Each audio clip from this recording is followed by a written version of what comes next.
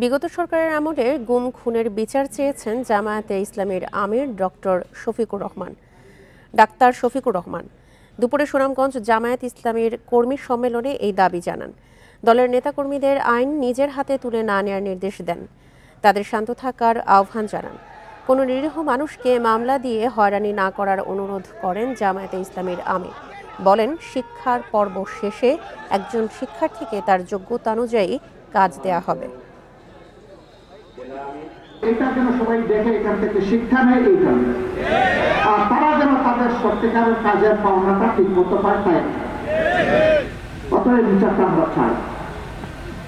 কিন্তু আমরা ক্লিয়ার করেছি যে আমরা কোন নিজের হাতে আইন তুলে নিয়ে কারো বিরুদ্ধে প্রতিশোধ নেব না।